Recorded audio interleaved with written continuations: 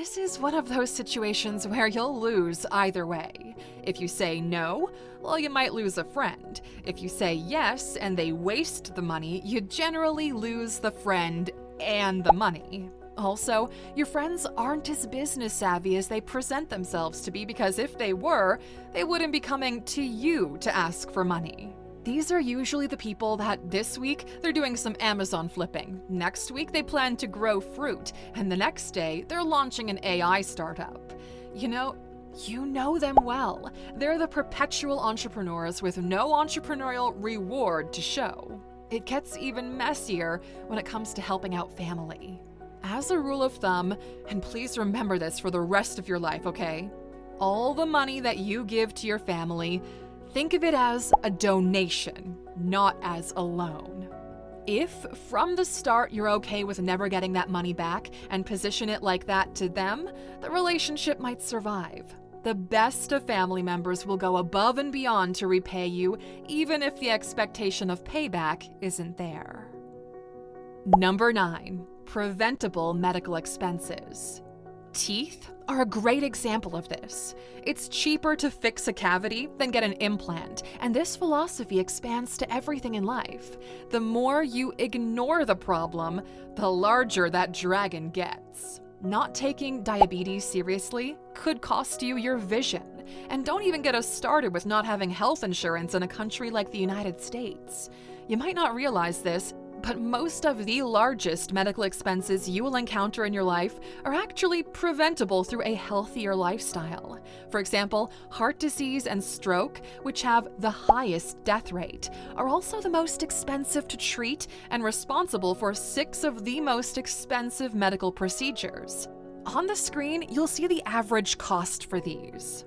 So raising your fitness level just a little bit could save you a fortune in the long run and allow you to enjoy your life more. Number 10, not figuring out the timing. If you're looking for the one skill that has a massively disproportional outcome to effort ratio, it's timing, my friend. Understanding when it's a good time to do something and when it isn't would make all the difference needed. From confessing your love to your crush to quitting your job or making an investment, timing will alter the outcome. Think of the people who bought a brand new home in August 2007. Think of the people who bought Bitcoin at $68,000. Both of these might not have been bad investments over the next 50 years, but 12 months later, you could have bought 3 times the home value or 3 times the Bitcoin, which at the end of your investment period could result in a dramatically different outcome. If you started investing in the stock market in January 2000, it would take you 13 years to get back to zero. Think about that. 13 years of no profits caused by bad timing. On the contrary, if you were to start investing in 2009, well, in that same 13 years, you would have 5x'd your investment, and that is the power of timing.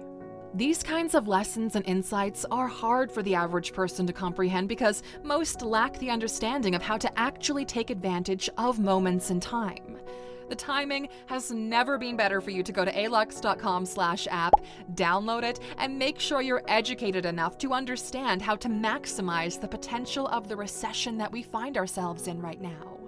46% of our app users have already achieved their primary goal in life, and another 45% are really, really close. And speaking of time, number 11, not showing up on time. A lack of punctuality is one of the main curses of the modern-day generation. You don't realize just how important it is until it hits you right in the face. Be late for an audition, and the role goes to a person who wasn't. Be late to an investor meeting, and they walk away from the deal. Be late to catch the train, and you might miss sitting next to your future wife or husband. Every time you are late, you're throwing more chaos into your life. You will rush, you will forget things, you will make mistakes. Life is not like school where you can just duct tape something together the night before and still pass. An extra day of work and thought going into a project could substantially change the end product. It could be the difference between you getting a promotion and you being passed over for one. It could be the difference between signing your dream client and losing them. If you can't organize your time to physically be at the place that you and the other party mutually agreed to be, well, there's no way for you to actually build a life you're proud of, because the first one is incredibly easy and the latter is incredibly hard. Take care of the easy before you take care of the hard. Number 12, not reading the contract. How many of you sign the document straight when they put it in front of you? Reading contracts isn't something you learn to do early on because the contracts that are put in front of you early have little at stake.